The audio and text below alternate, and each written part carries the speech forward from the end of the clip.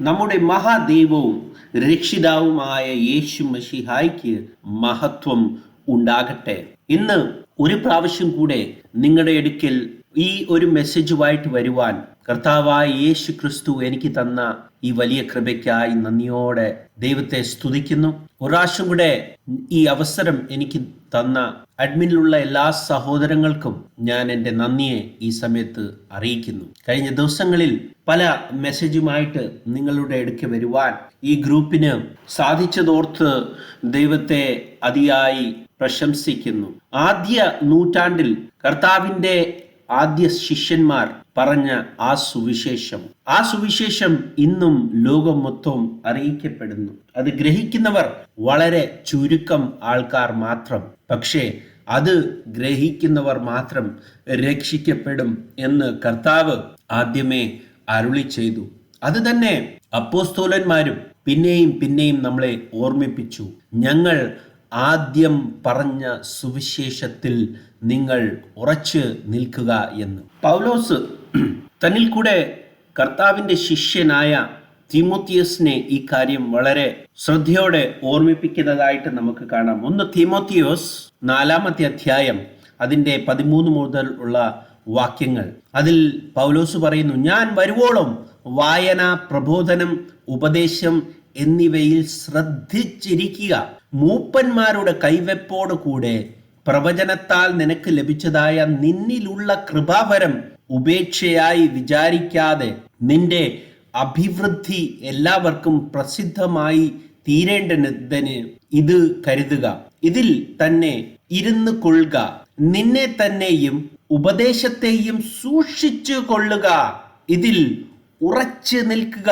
അങ്ങനെ ചെയ്താൽ മാത്രം നീ നിന്നെയും നിന്റെ പ്രസംഗം കേൾക്കുന്നവരെയും രക്ഷിക്കും. ഉപദേശം സൂക്ഷിച്ചു കൊള്ളുന്നവർ, തൻ്റെ ജീവിതത്തെ സൂക്ഷിക്കുന്നവർ, ഈ 2 കാര്യം വളരെ പ്രധാനമായിട്ടുള്ള കാര്യമാണ് പൗലോസ് അവിടെ ഓർമ്മിപ്പിക്കുന്നത്. ജീവിതവും ഉപദേശവും രണ്ടും ദൈവത്തിന്റെ കൽപ്പന പ്രകാരം സൂക്ഷിച്ചു കൊള്ളുന്നവർ, അങ്ങനെ ചെയ്യുന്നവരുടെ പ്രസംഗം കൊണ്ട് അവർ മറ്റുള്ളവരുടെ രക്ഷയുടെ കാരണമായി തീരുന്നു. അതല്ലാതെ അവർ സ്വന്തം രക്ഷയും ചെയ്യുന്നു.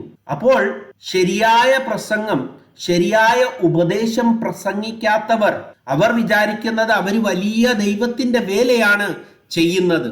ഒരു രീതിയിൽ അത് ശരിയാണ്. എന്തുകൊണ്ടെന്നാൽ പല പ്രൈമറി സ്കൂളുകളും കൂടിയാണ് ആൾക്കാരെ വലിയ എഡ്യൂക്കേഷനിലേക്ക് നയിക്കുന്നത്. അതുകൊണ്ട് തന്നെ ദൈവം അങ്ങനത്തെ സഭകളെ തൻ്റെ മക്കൾക്ക് ആദ്യ പാഠമായിട്ട് ഉപയോഗിക്കാൻ സാധ്യതയുണ്ട്. പക്ഷെ അതുകൊണ്ട് അവർ രക്ഷപ്പെടുന്നില്ല. അതുകൊണ്ട് അവർ രക്ഷയുടെ ഒരു ലാസ്റ്റ് സ്റ്റേജിലേക്ക് ചെന്ന് തീരുന്നില്ല. പക്ഷേ ശരിയായ ഉപദേശം കൊണ്ട് അവർ രക്ഷയിലേക്ക് ചെന്നു ചേരുന്നു. അതോട് തന്നെ ഈ ശരിയായ ഉപദേശം കൊടുക്കുന്നവരും തൻ്റെ രക്ഷയിലേക്ക് ചെന്നു ചേരുന്നു. അതോടുകൂടെ അവർക്ക് അവരുടെ ജീവിതം കൂടെ അത് പ്രകാരം ക്രമീകരിക്കേണ്ടത് വളരെ ആവശ്യമെന്ന് പൗലോസ് ഇവിടെ പ്രത്യേകം ഓർമ്മിപ്പിക്കുന്നു. ഇന്നത്തെ നമ്മുടെ ധ്യാനത്തിനുള്ള വിഷയം അബ്രഹാമിന്റെ സന്തതിയും സാത്താന്റെ സന്തതിയും. ഉൽപ്പത്തി 12-ാമത്തെ അധ്യായം അതിന്റെ 1 മുതലുള്ള വാക്യങ്ങളെ ഞാൻ വായിക്കുന്നു. യഹോവ അബ്രഹാമിനോട് അരുളി ചെയ്തതെന്തെന്നാൽ, നീ നിന്റെ ദേശത്തെയും ചാർച്ചക്കാരെയും പിതൃഭവനത്തെയും വിട്ട് പുറപ്പെട്ട് ഞാൻ നിന്നെ കാണിപ്പാനിരിക്കുന്ന ദേശത്തേക്ക് പോക. ഞാൻ നിന്നെ വലിയൊരു ജാതിയാക്കും, നിന്നെ അനുഗ്രഹിച്ച് നിന്റെ പേർ വലുതാക്കും. നീ ഒരു അനുഗ്രഹമായിരിക്കും. നിന്നെ അനുഗ്രഹിക്കുന്നവരൊക്കെയും ഞാൻ അനുഗ്രഹിക്കും, നിന്നെ ശപിക്കുന്നവരെ ഞാൻ ശപിക്കും. നിന്നിൽ ഭൂമിയിലെ സകല വംശങ്ങളും അനുഗ്രഹിക്കപ്പെടും. യഹോവ തന്നോട് കൽപ്പിച്ചതുപോലെ അബ്രഹാം പുറപ്പെട്ടു. ലോത്തും അവനോട് കൂടെ പോയി. ഹാരാനിൽ നിന്നും പുറപ്പെടുമ്പോൾ അബ്രഹാമിന് 75 വയസ്സായിരുന്നു. അതോടുകൂടെ തന്നെ നമ്മൾ 7-ാമത്തെ വാക്യത്തിൽ അവിടെ കാണുന്നു, യഹോവ അബ്രഹാമിന്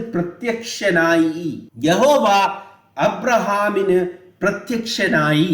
ദൈവത്തെ പിതാവും പുത്രൻ എന്ന് മുറിച്ച് വേർതിരിച്ച് മൂന്നാമത്തെ ഒരു വ്യക്തിയായി പരിശുദ്ധാത്മാവിനെ വേർതിരിച്ച് ജീവിക്കുന്ന പല മനുഷ്യർ ഇന്ന് നമ്മൾ ഈ ലോകത്തിൽ കാണുന്നു. അവർ ഈ പ്രത്യക്ഷപ്പെട്ടവനെ അല്ലാതെ പ്രത്യക്ഷത വരുത്തിയ യഹോവയായ ദൈവത്തെ പിതാവായി കാണുന്നു. പക്ഷേ ശിഷ്യന്മാരാൽ നമുക്ക് തന്നിരിക്കുന്ന സുവിശേഷത്തിൽ അവർ പറയുന്നു ഒരു ദൈവമേ ഉള്ളൂ, അത് പിതാവാണ്. അപ്പോൾ ദൈവം എപ്പോൾ പ്രത്യക്ഷപ്പെട്ടാലും ആ ദൈവം തന്നെ പ്രത്യക്ഷപ്പെടുന്നു. അത് ദൈവത്തിന്റെ പ്രത്യക്ഷത മാത്രമാകുന്നു. അത് ദൈവത്തിന്റെ ഒരു സമ്പൂർണതയല്ല. എന്തുകൊണ്ടെന്നാൽ ദൈവം ലോകത്തിൽ നിറഞ്ഞു നിൽക്കുന്നു.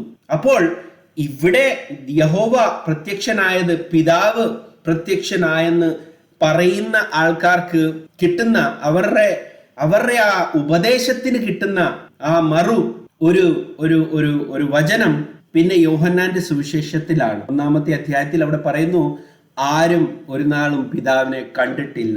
അപ്പോൾ ഇവിടെ യഹോവ അബ്രഹാമിന് പ്രത്യക്ഷനായെന്നാണ് വചനം. അപ്പോൾ അവർ ചിലപ്പം അത് ദൂതനാക്കി മാറ്റും, പല രീതിയിൽ അതിനെ കാണും. പക്ഷേ ഇവിടെ നമ്മൾ കാണുന്നത് യഹോവ അബ്രഹാമിന് പ്രത്യക്ഷനായി എന്നാണ് വചനം പറയുന്നത്. ഇത് പ്രത്യക്ഷത മാത്രമാണ്. വചനപ്രകാരം നിന്റെ സന്തതിക്ക് ഞാൻ ഈ ദേശം കൊടുക്കുമെന്ന് അരുളിച്ചെയ്തു. തനിക്ക് പ്രത്യക്ഷനായ യഹോവയ്ക്ക് അവൻ അവിടെ ഒരു യാഗപീഠം പണിതു. അതായത് പ്രത്യക്ഷനായ യഹോവയെ അവൻ ആരാധിച്ചു.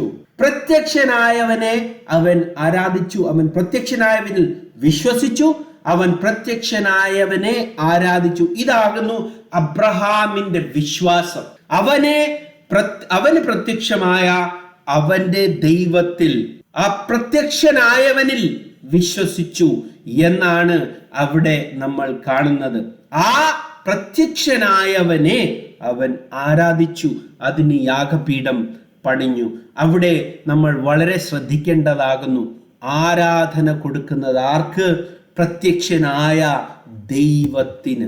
പുറപ്പാട് പുസ്തകം 6-ാമത്തെ അധ്യായം 3-ാമത്തെ വാക്യം, അവിടെ യഹോവ കർത്താവായ ദൈവം, ഏക ദൈവം അവിടെ മോശയോട് പറയുന്നു, ഞാൻ അബ്രഹാമിനും ഇസ്ഹാക്കിനും യാക്കോബിനും സർവശക്തിയുള്ള ദൈവമായിട്ട് പ്രത്യക്ഷനായി, എന്നാൽ യഹോവ എന്ന നാമത്തിൽ ഞാൻ അവർക്ക് വെളിപ്പെട്ടില്ല. അപ്പൊ അവിടെ അവർക്ക് വെളിപ്പെട്ട നാമം സർവശക്തിയുള്ള ദൈവം എന്നാകുന്നു. അവിടെ പ്രത്യക്ഷനായ ആ പ്രത്യക്ഷതയിൽ ദൈവം അവർക്ക് കൊടുത്ത ഏക ഒരു റെഫറൻസ് അല്ലെങ്കിൽ നാമം എന്ന് നമുക്ക് പറയാം. അത് സർവശക്തിയുള്ള ദൈവമായിട്ടാണ് അവിടെ പ്രത്യക്ഷനായത്. അല്ലാതെ പിതാവ് പുത്രൻ അങ്ങനെയല്ല പ്രത്യക്ഷനായത്. അവിടെ ഒരു ദൈവമായിട്ടാണ് പ്രത്യക്ഷനായത്. അത് പ്രത്യക്ഷത മാത്രമാണ്. അത് നമുക്ക് എപ്പോഴും മനസ്സിലാക്കേണ്ട വളരെ നല്ല ഒരു കാര്യമുണ്ട്.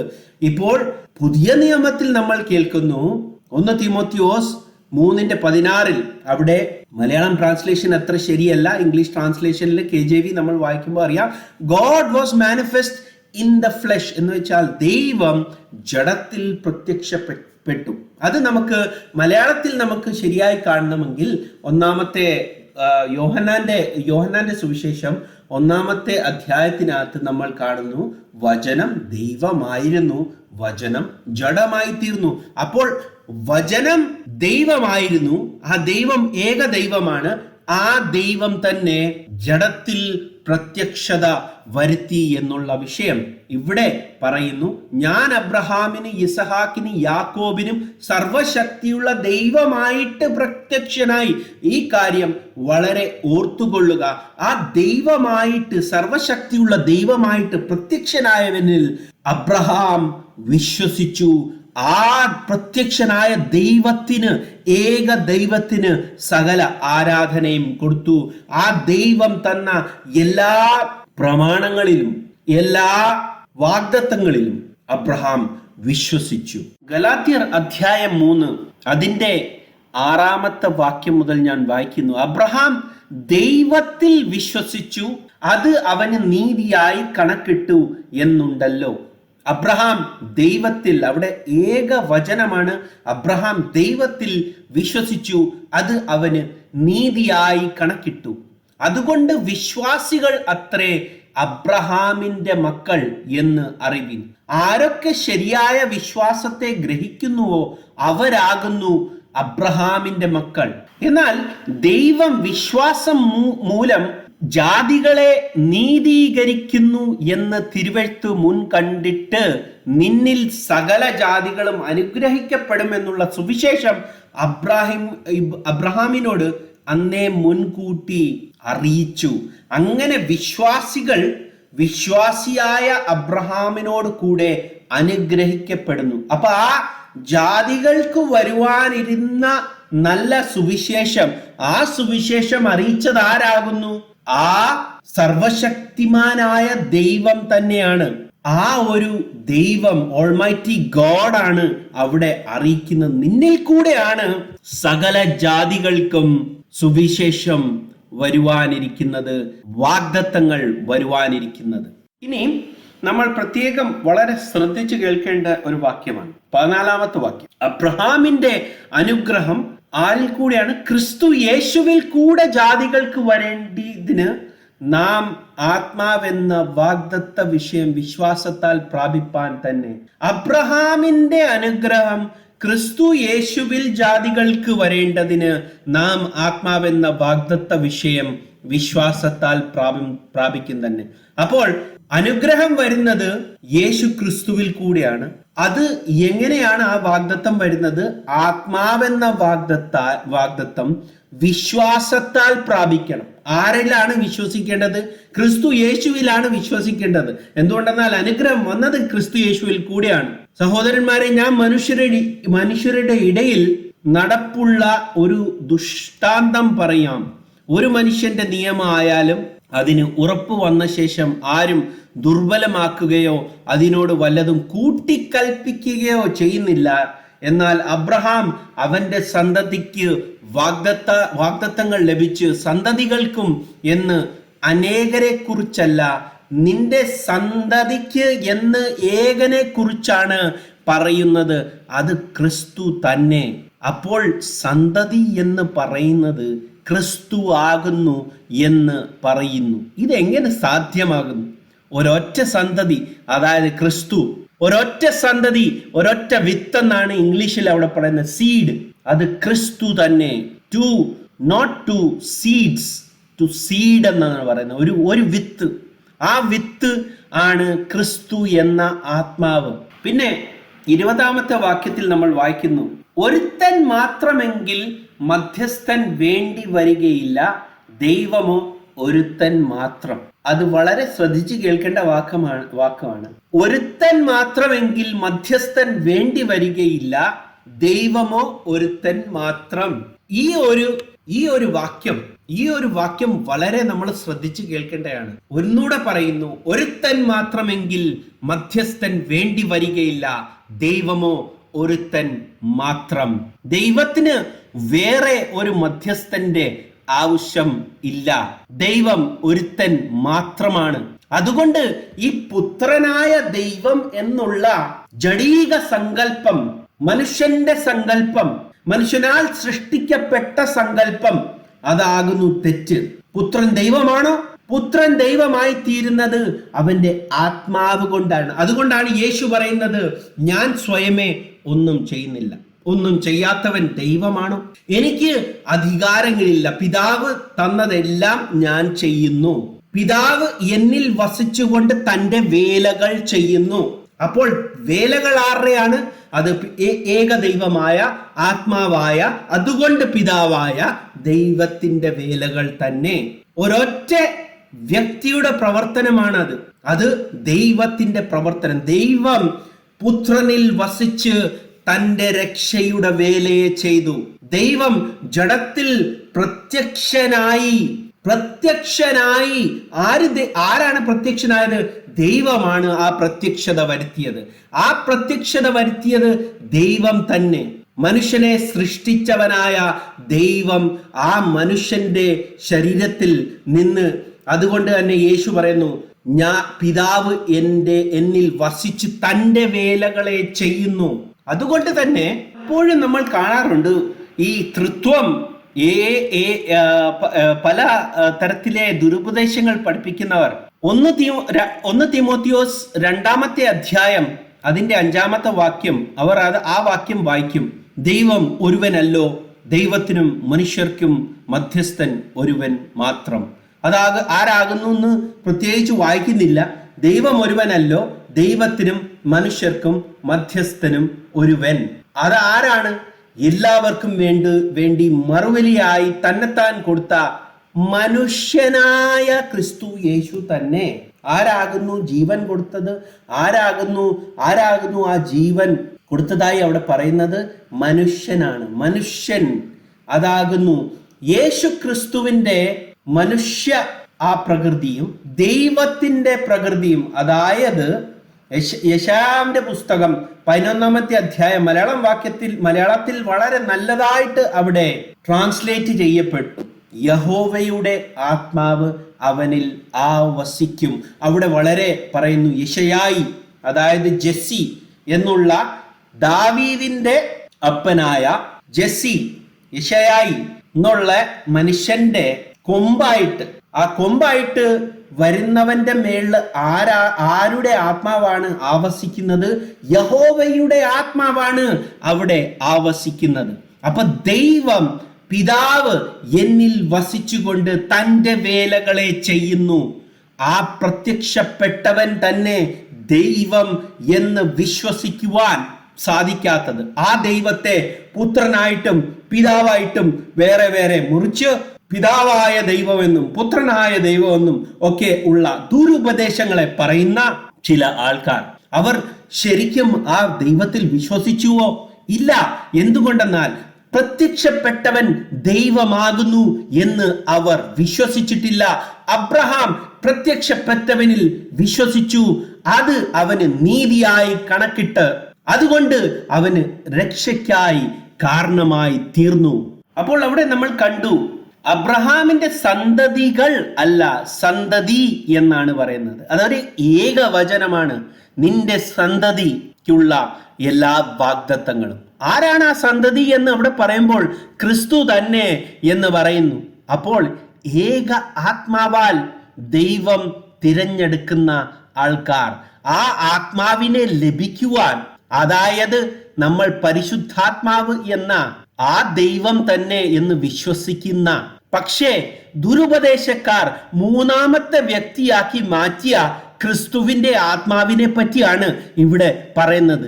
ആ വിത്ത്, ആ സീഡ്, ആ ഒരേ ആത്മാവാൽ ആണ് ദൈവം സകല അബ്രഹാമിന്റെ മക്കളെയും തിരഞ്ഞെടുത്തത്. അവർക്ക് ആ മുദ്ര നൽകി ആണ് തിരഞ്ഞെടുത്തത്. പരിശുദ്ധാത്മാവ് എന്താകുന്നു? ക്രിസ്തുവിന്റെ ആത്മാവാകുന്നു എന്ന് ഇവിടെ വളരെ വ്യക്തമായിട്ട് നമ്മളോട് സംസാരിക്കുന്നു പൗലോസ്. ആ ആദ്യ ശിഷ്യന്മാർ പറഞ്ഞത് ഗ്രഹിക്കാത്ത സാത്താന്റെ മക്കൾ, അത് ഞാൻ നിങ്ങൾക്ക് മുന്നോട്ട് പോകുമ്പോൾ കുറച്ചുകൂടെ അവരെ പറ്റി പറഞ്ഞു തരാം. ഇവിടെ നമ്മൾ പിന്നെ മൂന്നാമത്തെ ഗലാത്യർ അധ്യായം 3 പിന്നെയും തുടർന്ന് വായിക്കുന്നു. 26-ാമത്തെ വാക്യം മുതൽ, ക്രിസ്തു യേശുവിലെ വിശ്വാസത്താൽ നിങ്ങൾ എല്ലാവരും ദൈവത്തിന്റെ മക്കളാകുന്നു. ആരിലാണ് നീ വിശ്വസിക്കേണ്ടത്? ക്രിസ്തു യേശുവിലാണ് വിശ്വസിക്കേണ്ടത്.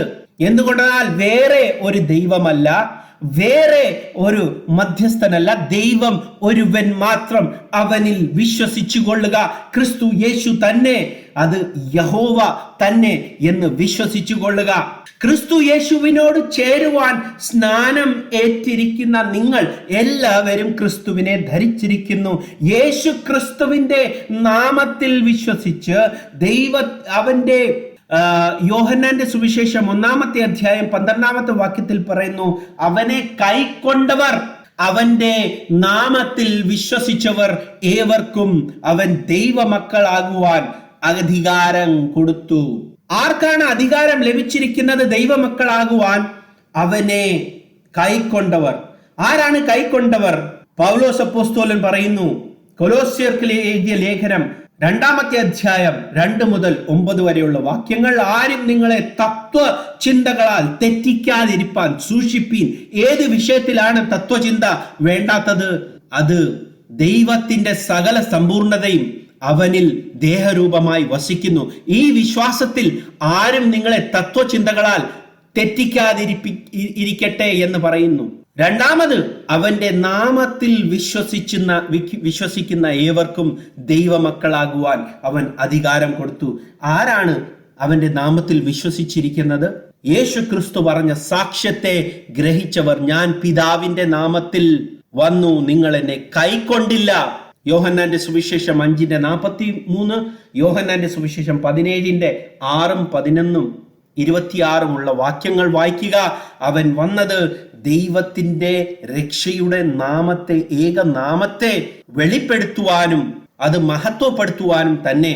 അപ്പോൾ ഇവിടെ വളരെ വ്യക്തമായിട്ട് പറയുന്നു, ക്രിസ്തു യേശുവിനോട് ചേരുവാൻ സ്നാനമേറ്റിരിക്കുന്ന നിങ്ങൾ എല്ലാവരും ക്രിസ്തുവിനെ ധരിച്ചിരിക്കുന്നു. യേശു ക്രിസ്തുവിന്റെ നാമത്തിൽ സ്നാനമെടുത്തവർ, അവന്റെ നാമത്തിൽ വിശ്വസിച്ചവർ, അവനെ കൈക്കൊണ്ടവർ, അവർ എല്ലാം ക്രിസ്തു യേശുവിനെ ധരിച്ചിരിക്കുന്നു. അതിൽ യഹൂദനും യവനനും എന്നില്ല. അന്ന് യഹൂദനോട് ഇത് സംസാരിക്കുന്നു, യവനനോട് ഇത് സംസാരിക്കുന്നു. അന്ന് ഒരു വ്യത്യാസവുമില്ല. ആർക്കും ഇനി ദൈവത്തിൽ വരണമെങ്കിൽ അത് യഹൂദനുമായാലും യവനനുമായാലും, അവന് ദാസനായാലും സ്വതന്ത്രനായാലും ആണായാലും പെണ്ണായാലും, നിങ്ങൾ എല്ലാവരും ക്രിസ്തു യേശുവിൽ ഒന്ന് അത്രേ. ക്രിസ്തുവിനുള്ളവർ എങ്കിലോ നിങ്ങൾ അബ്രഹാമിന്റെ സന്തതിയും വാഗ്ദത്ത പ്രകാരം അവകാശികളുമാകുന്നു. അതായത് ക്രിസ്തു എന്ന വിത്ത് ഒരു ഏക സന്തതി, ആ സന്തതി എന്ന പരിശുദ്ധ ആത്മാവ് ലഭിച്ച ആൾക്കാർ, അതാകുന്നു വാഗ്ദത്ത പ്രകാരം അവകാശികൾ. അവിടെ ബഹുത്വമായ ഒരു വചനമാണ് അവകാശികൾ. പക്ഷേ ആ സന്തതി ഏതാകുന്നു? അത് ക്രിസ്തു തന്നെ എന്ന് ഇവിടെ ഗലാത്യർ 3 നമ്മൾ പറയുന്നു. ഒരു ആത്മാവാൽ ദൈവത്തിന്റെ പരിശുദ്ധ ആത്മാവ്, ആ പരിശുദ്ധ ആത്മാവ് ഏത് ആത്മാവാകുന്നു എന്ന് ഗലാത്യർ 3 വളരെ വ്യക്തമായിട്ട് പറയുന്നത് വേറൊരു വ്യക്തിയല്ല, അത് ക്രിസ്തുവിന്റെ ആത്മാവ് തന്നെ. ആ ഒരു ആത്മാവാൽ ദൈവം സകല മക്കളെയും ദൈവമക്കളായിട്ട് ഗ്രഹിക്കുന്നു. വാഗ്ദത്ത പ്രകാരം അബ്രഹാമിന്റെ സന്തതിയായി അവരെ കണക്ക് കൂട്ടുന്നു.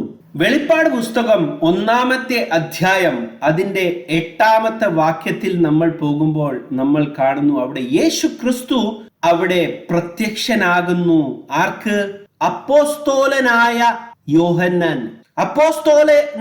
യോഹന്നാൻ അവിടെ പ്രത്യക്ഷനായിട്ട് പറയുന്നു, ഞാൻ തന്നെ അൽഫയും ഒമേഗയും ആകുന്നു എന്ന് ഇരിക്കുന്നവനും ഇരുന്നവനും വരുന്നവനുമായി സർവശക്തിയുള്ള ദൈവമായ കർത്താവ് അരുളി ചെയ്യുന്നു. ഇവിടെ പിന്നെയും ട്രാൻസ്ലേഷനകത്ത് ഒരു ചെറിയ വ്യത്യാസമുണ്ട്. നമ്മൾ ഇംഗ്ലീഷ് പോയി നോക്കിയ the one who was and is to come എന്ന് വെച്ചാൽ വരുവാനിരുന്നവനും വന്നവനും ഇനി വരുവാനിരിക്കുന്നവനുമായ സർവശക്തിയുള്ള ദൈവമായ കർത്താവ്. അവിടെ ആരായിട്ടാണ് യോഹന്നാന് പിന്നെയും പ്രത്യക്ഷപ്പെടുന്നത്? യോഹന്നാന്റെ സുവിശേഷം 17-ാമത്തെ അധ്യായത്തിൽ നമ്മളോട് വെളിപ്പെടുത്തിയ, ആദിയിൽ എനിക്ക് നിന്റെ കൂടെ ഉള്ള മഹത്വത്തിൽ എന്നെ മഹത്വീകരിക്കണമേ എന്ന് പറയുന്ന ആ ഒരേ ജഡത്തിൽ പ്രത്യക്ഷപ്പെട്ടവൻ, ഇപ്പോൾ വാഴ്ത്തപ്പെട്ടവൻ. ആ വാഴ്ത്തപ്പെട്ടവൻ ഏത് നാമത്തിലാണ് പിന്നെ യോഹന്നാന്റെ അടുക്കെ പ്രത്യക്ഷപ്പെടുന്നത്?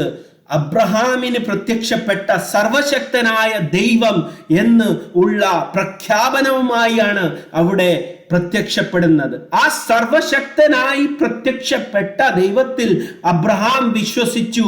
എന്നാൽ ഇന്ന് ക്രിസ്ത്യാനി അവനെ വെറും ഒരു പുത്രനായിട്ട് താഴ്ത്തി 2-ാമത്തെ വ്യക്തിയായിട്ട് കാണുന്നു. ഇവിടെ യേശു ക്രിസ്തു പറയുന്നു, ഞാൻ വന്നവനും വരുവാനിരുന്നവനും ഇനിയും വരുവാനിരിക്കുന്നവനുമായ സർവശക്തിയുള്ള ദൈവമായ കർത്താവ് തന്നെയാണ് നിന്നോട് അരുളി ചെയ്യുന്നത്. അവിടെ കാൽക്കൽ വീഴുന്നു. അവിടെ യോഹന്നാൻ പുത്രനായി പ്രത്യക്ഷപ്പെട്ടപ്പോൾ അവന്റെ കൂടെ നടന്ന, അവനോട് കൂടെ കഴിച്ച, അവനോട് സകല പ്രവൃത്തികളിലും പങ്കുചേർന്ന യോഹന്നാൻ അവിടെ നിൽക്കുവാൻ സാധിക്കാതെ അവിടെ വിവശനായി മരണം വരുന്നത് പോലെ അവിടെ താഴെ വീഴുന്നു എന്ന് നമ്മൾ അവിടെ കാണുന്നു. അവിടെ പ്രത്യക്ഷപ്പെട്ടത് സർവശക്തനായ ദൈവമായി തന്നെ. അബ്രഹാമിന് പ്രത്യക്ഷപ്പെട്ടപ്പോൾ സർവശക്തനായ ദൈവമായി പ്രത്യക്ഷപ്പെട്ടു. ഇവിടെ യോഹന്നാന് പ്രത്യക്ഷപ്പെടുമ്പോൾ ആ പ്രത്യക്ഷതയുടെ നാമവും സർവശക്തിയുള്ള ദൈവമായ കർത്താവ് തന്നെ എന്ന് വിശ്വസിച്ചു കൊള്ളുക.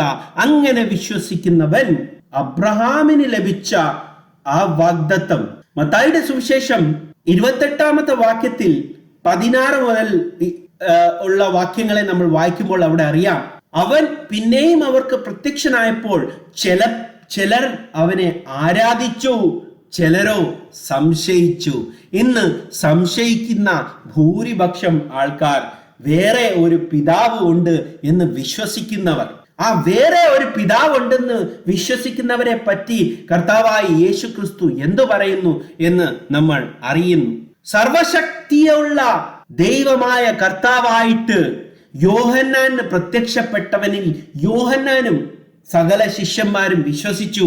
പക്ഷേ ഇന്ന് സർവശക്തിയുള്ള ദൈവമായ കർത്താവായിട്ട് അവനിൽ വിശ്വസിക്കാത്ത ഭൂരിപക്ഷം തൃത്വം പിതാവാദികളായ ദുരുപദേശത്തെ ഗ്രഹിച്ച അപ്പോസ്തോലന്മാർ പറഞ്ഞ ഗ്രഹിക്കാത്ത ഭൂരിപക്ഷം ക്രിസ്ത്യാനികൾ എന്ന് തന്നെ വിശ്വസിപ്പിക്കുന്ന ആൾക്കാർ. അപ്പോൾ നമ്മൾ കാണുന്നു, വാഗ്ദത്തം അബ്രഹാമിന്റെ സന്തതി ഏകവചനം തന്നെ. പക്ഷേ ആ ആത്മാവ് ലഭിച്ച് പല ആൾക്കാർ വാഗ്ദത്തം ലഭിച്ചവരായിട്ട് വരുന്നു. പലർ കർത്താവിൽ അവൻ സർവശക്തിയുള്ള ദൈവമായ കർത്താവെന്ന് വിശ്വസിക്കുന്ന ആ ദൈവത്തിന് ആരാധന കൊടുക്കുന്നവർ, ആ ഏക കർത്താവായ യേശു ക്രിസ്തുവിൽ സകല ആരാധനകളെയും കൊടുത്ത് നിന്റെ ദൈവമായ കർത്താവ് ഏകൻ തന്നെ, നിന്റെ സകല ശക്തിയോടും ആ ഏക ദൈവത്തെ ആരാധിക്കുക, സ്നേഹിക്കുക എന്നുള്ള പ്രമാണത്തെ അനുസരിക്കാത്തവർ ആ അബ്രഹാമിന്റെ സന്തതിയായി തീരുകയില്ല. അതിന്റെ ഒരു ഉത്തമ ഉദാഹരണമാണ് നമുക്ക് കാണാൻ പറ്റുന്നത്. ഈ രക്ഷ പ്രാപിക്കാൻ പോകാത്തവർ ആരാകുന്നു എന്ന് കർത്താവ് തന്നെ അവിടെ വിശേഷിപ്പിക്കുന്നു. യോഹന്നാന്റെ സുവിശേഷം 8-ാമത്തെ അധ്യായം 19-ാമത്തെ വാക്യത്തിൽ അവരുടെ ആ ചോദ്യം, അവരുടെ ആ സംശയത്തെ നമുക്ക് കാണുവാൻ സാധിക്കുന്നു. ആ 8-ാമത്തെ അധ്യായത്തിൽ 19-ാമത്തെ വാക്യത്തിൽ ആ ചോദ്യം യേശു ക്രിസ്തുവിനോടാകുന്നു. അവർ അവനോട് നിന്റെ പിതാവ് എവിടെ എന്ന് ചോദിച്ചതിന് എന്താണ് അവരുടെ ചോദ്യം? യേശു ക്രിസ്തുവിന്റെ പിതാവ് വേറെ ആകുന്നു ഒന്ന് അവരുടെ സംശയം. യേശു ക്രിസ്തുവിന്റെ പിതാവ് എവിടെ? അത് സ്വർഗത്തിലാകുന്നു, പുത്രൻ ഇവിടെ ആകുന്നു എന്ന് ഒരേ ദൈവത്തിന്റെ പല പ്രവർത്തനത്തെ കണ്ടിട്ട് ആകാശത്തു നിന്ന് ശബ്ദം വന്ന് പുത്രൻ താഴെ ഇരിക്കുന്നു, അതിനെ വേറെ വേറെ വ്യക്തികളാക്കി മാറ്റുന്ന മൂഢന്മാർ, സർവവ്യാപിയായ ദൈവത്തെ മുറിച്ചു കീറുന്ന, ആത്മാവായ ദൈവത്തെ മുറിച്ചു കീറുന്ന കപട ഭക്തിക്കാർ, അവരുടെ ചോദ്യമാണിത്. ആ ചോദ്യത്തെ കണ്ട് അവരെ തിരിച്ചറിയാം. നിന്റെ പിതാവ് എവിടെ? അതായത് യേശു ക്രിസ്തുവിന്റെ പിതാവ് എവിടെ എന്ന് ചോദിക്കുന്നവർ. അവരെ പറ്റി യേശു പറയുന്നത്, നിങ്ങൾ എന്നെ ആകട്ടെ എന്റെ പിതാവിനെ ആകട്ടെ അറിയുന്നില്ല, എന്നെ അറിഞ്ഞു എങ്കിൽ എന്റെ പിതാവിനെയും അറിയുമായിരുന്നു. ഈ മുമ്പിൽ നിൽക്കുന്നവരെ അറിഞ്ഞായിരുന്നെങ്കിൽ നിങ്ങൾ പിതാവിനെയും അറിയുമായിരുന്നു എന്നുള്ള വളരെ വ്യക്തമായ ഉത്തരം. അത് നമ്മൾ തന്നെ മുന്നോട്ട് പോയി നോക്കുമ്പോൾ നിങ്ങൾ ഇത് വളരെ ശ്രദ്ധിച്ച് കേൾക്കണം. 24-ാമത്തെ വാക്യം, അത് ഇംഗ്ലീഷ് ബൈബിൾ KJV എടുത്ത് നിങ്ങൾ നോക്കിക്കഴിഞ്ഞാൽ വളരെ വ്യക്തമായിട്ട് അവിടെ ഉണ്ട്. ഹിന്ദിയിലും വളരെ നല്ലതായിട്ട് അത് ട്രാൻസ്ലേറ്റ് ചെയ്യപ്പെട്ടിട്ടുണ്ട്. പക്ഷെ മലയാളത്തിൽ അത് അവിടെ ട്രാൻസ്ലേഷൻ അത്ര ശരിയല്ല. അവിടെ പറയുന്നു, ആകയാൽ നിങ്ങളുടെ പാപങ്ങളിൽ നിങ്ങൾ മരിക്കും എന്ന് ഞാൻ നിങ്ങളോട് പറയുന്നു. ഞാൻ അങ്ങനെയുള്ളവൻ, അതായത് അവിടെ ഇംഗ്ലീഷിൽ പറയുന്നു ഐ ആം ഹി, അങ്ങനെയുള്ളവൻ എന്ന് വെച്ചാൽ പിതാവ് തന്നെ ആയവൻ എന്ന് തന്നെയാണ് അവിടെ പറയുന്നത്. ഐ ആം ഹി, ഞാൻ അവൻ ആകുന്നു, ഞാനാകുന്നവൻ ഞാൻ തന്നെ എന്നുള്ള ആ അർത്ഥത്തിലുള്ള പദമാണ് അവിടെ ഉപയോഗിച്ചിരിക്കുന്നത്. വിശ്വസിക്കാഞ്ഞാൽ നിങ്ങൾ നിങ്ങളുടെ പാപങ്ങളിൽ മരിക്കും, നിങ്ങൾ നിങ്ങളുടെ പാപങ്ങളിൽ മരിക്കും. പിന്നെ 31-ാമത്തെ വാക്യത്തിൽ പറയുന്നു, തന്നിൽ വിശ്വസിച്ച, അപ്പോൾ ചിലർ ആ വാക്ക് കേട്ട് വിശ്വസിച്ചവർ അവിടെ ഉണ്ട്. അവിടെ പറഞ്ഞു, തന്നിൽ വിശ്വസിച്ച യഹൂദന്മാരോട് പറഞ്ഞു യേശു, എൻ്റെ വചനത്തിൽ നിങ്ങൾ നിലനിൽക്കുന്നു എങ്കിൽ നിങ്ങൾ വാസ്തവമായി എൻ്റെ ശിഷ്യന്മാർ ആകുന്നു. കർത്താവ് പറഞ്ഞത് വിശ്വസിക്കാത്ത ആൾക്കാർ ശിഷ്യന്മാർ ആയി തീരുകയില്ല എന്ന് ഉള്ള വാക്യം അവിടെ പറയുന്നു. 33-ാമത്തെ വാക്യത്തിൽ അവർ പറയുന്നു, എന്തുകൊണ്ടെന്നാൽ അവർക്കറിയാം അബ്രഹാമിന്റെ സന്തതികളിൽ നിന്നും തന്നെ അവർ വന്നിരിക്കുന്നു.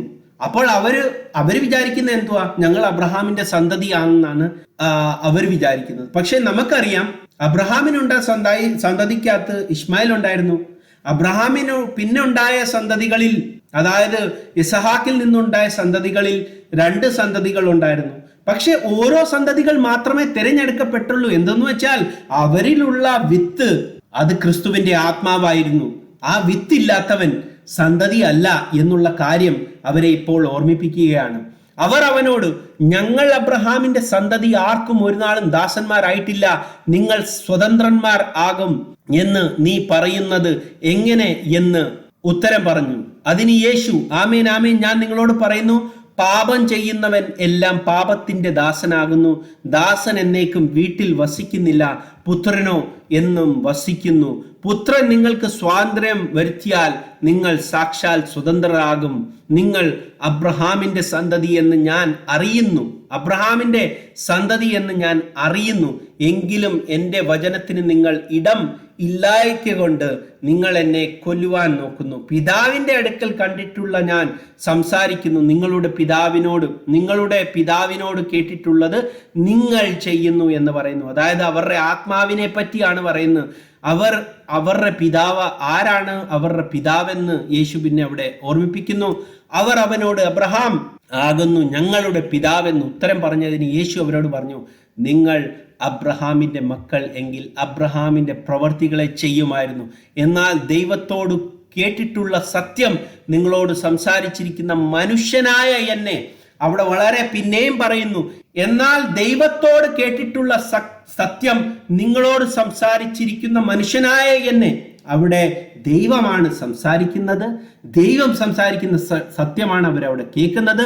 പക്ഷേ അവർ മനുഷ്യനായ എന്നെ കൊല്ലുവാൻ നോക്കുന്നു എന്നാണ് പറയുന്നത്. അവിടെ മനുഷ്യനായിട്ടാണ് പ്രത്യക്ഷതയായിട്ട് അവിടെ നിൽക്കുന്നത്. അങ്ങനെ അബ്രഹാം ചെയ്തില്ലല്ലോ.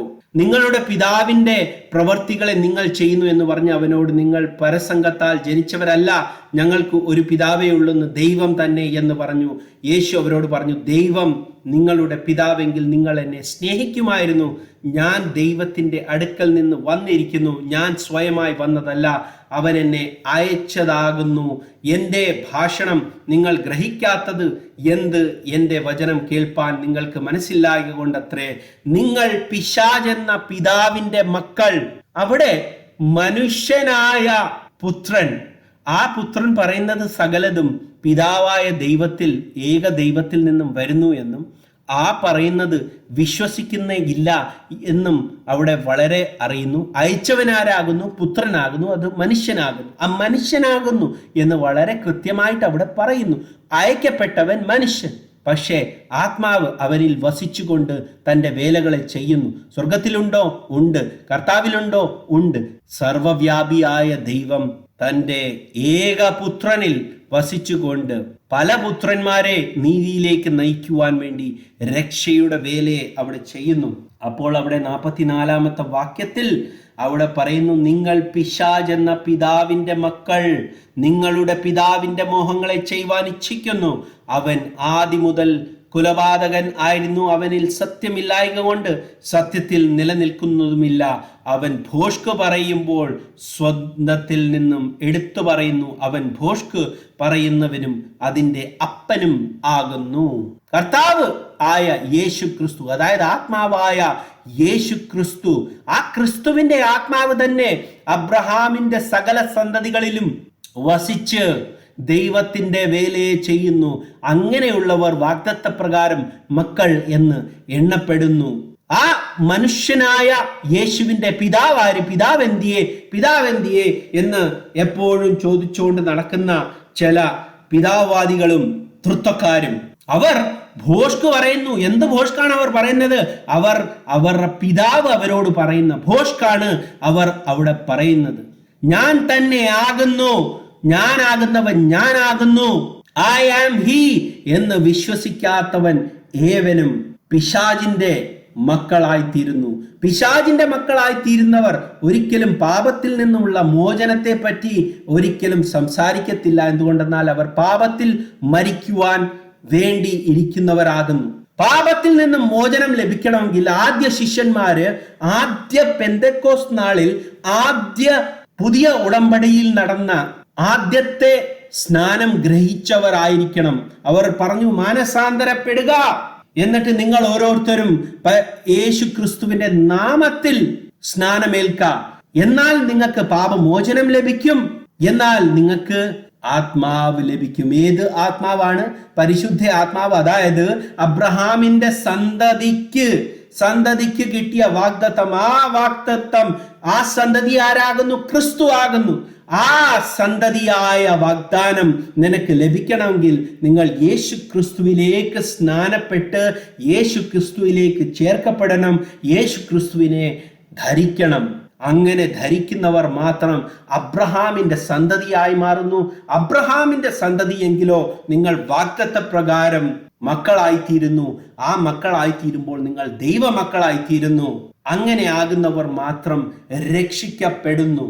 അല്ലയോ നിങ്ങൾ പിതാവ് എന്തിയെ, പിതാവ് ഇന്നത് പറഞ്ഞു, പുത്രൻ ലഭിച്ചു, പുത്രൻ അയക്കപ്പെട്ടു, ഇങ്ങനത്തെ കാര്യങ്ങളെല്ലാം പറഞ്ഞ് സാത്താന്റെ മക്കൾ നിങ്ങളെ പല വഴിക്ക് കൊണ്ടുപോകും.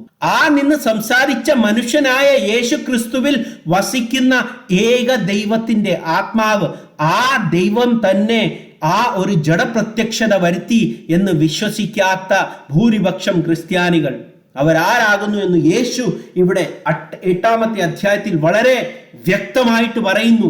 ആ വ്യക്തത നിങ്ങളുടെ ജീവിതത്തിൽ വെളിപ്പെട്ടില്ല എങ്കിൽ നിങ്ങൾ ക്രിസ്തുവിനെ അറിഞ്ഞിട്ടും അറിയാതെ പോകും എന്നുള്ള വിഷയം ഞാൻ നിങ്ങളെ ഓർമ്മിപ്പിക്കുന്നു. ദൈവം ഈ വചനത്തിൽ കൂടെ നിങ്ങളെ എല്ലാവരെയും അനുഗ്രഹിക്കട്ടെ എന്ന് പ്രാർത്ഥിക്കുന്നു.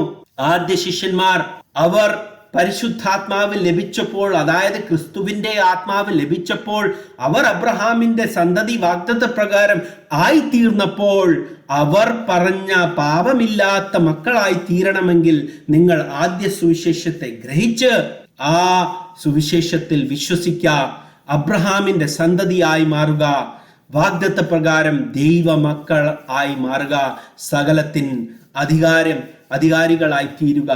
ദൈവം ഈ വചനത്തിൽ കൂടെ നിങ്ങളെ എല്ലാവരെയും അനുഗ്രഹിക്കട്ടെ എന്ന് പ്രാർത്ഥിച്ചുകൊണ്ട് ദൈവമായ കർത്താവായ യേശു ക്രിസ്തുവിലേക്ക് സകല മഹത്വവും കരയറ്റുന്നു. ദൈവം എല്ലാവരെയും അനുഗ്രഹിക്കട്ടെ. ആമേൻ.